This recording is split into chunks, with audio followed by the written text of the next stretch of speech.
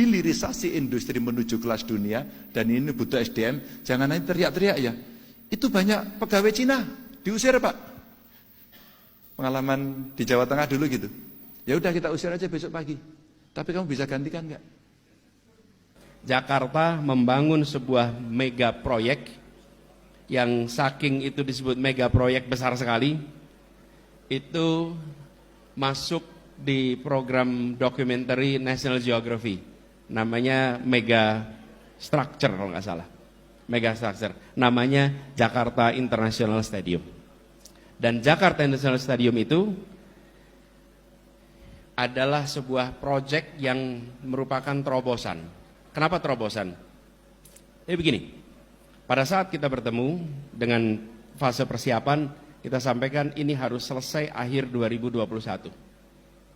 Itu tahunnya 2018. Lalu mereka menyiapkan rancangan. Di ujung timnya lapor, Pak, tidak mungkin selesai 2021 karena pembangunan atap.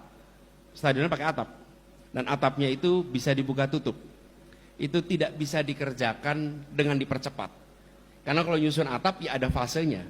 Nggak mungkin itu dicepetin. Itu ada urutannya di dalam proses konstruksinya.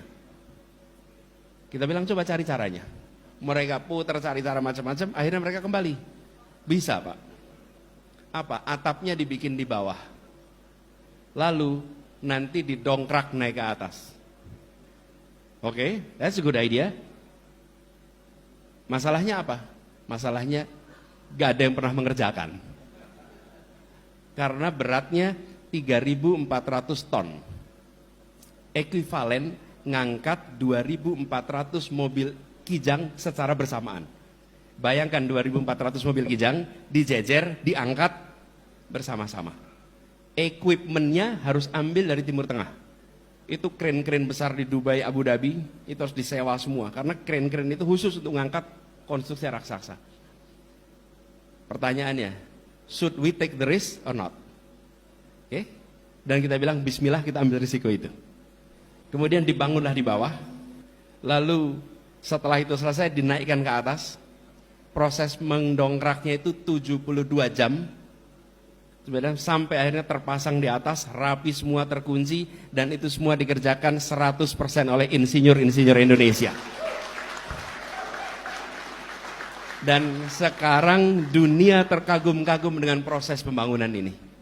Kenapa terkagum? Karena mereka nggak pernah mengerjakan begini. Sebesar itu dikerjakan di bawah lalu diangkat ke atas. Kalau diangkat ke atas tuh aula banyak yang mengerjakan. Tapi seukuran stadion dengan berat sebesar itu, it's never done here. Dan itu dilakukan oleh anak-anak yang dilahirkan ibu Indonesia, dididik sekolah Indonesia dari universitas-universitas di Indonesia. Jadi saya bilang saya setuju sekali, jangan pernah meremehkan didikan anak bangsa ini. Jangan pernah. Dan buktinya banyak sekali, banyak sekali. Selama kita pegang prinsip meritokrasi, we will get the best. Meritokrasi, selama pegang prinsip itu pasti dapat terbaik. Dan kita sudah merasakan di Jakarta. Hari ini kita bangga sekali. Dan kita bisa bilang, gedung yang dibuat sebesar itu tidak satu pun tenaga asing yang terlibat. Semuanya tenaga Indonesia. Nah, lalu sekalian ada yang unik ini. Para pekerjanya di sana, itu mereka adalah konten kreator semua, tanpa kita sadari. Siapa? Buruh-buruhnya. Buruh-buruh itu, kalau pada hari-harian itu pada rekaman. Saya sedang ngerjain ini stadion gede, dikirimnya ke kampung halamannya.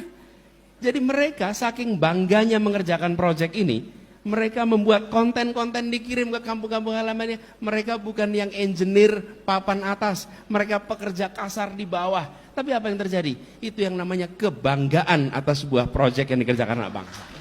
Dan itu menular, bukan hanya yang di atas, semua yang di bawah pun merasa, this is mine, this is ours, ini punya kita. Teman-teman sekalian, Bapak-Ibu sekalian, semangat itu yang harus dikembalikan di Republik ini.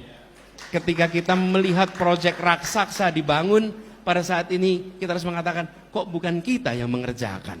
Kenapa kita hanya jadi penonton di tanah kita sendiri? Inilah perubahan, sudah saatnya kita kerjakan itu sendirian.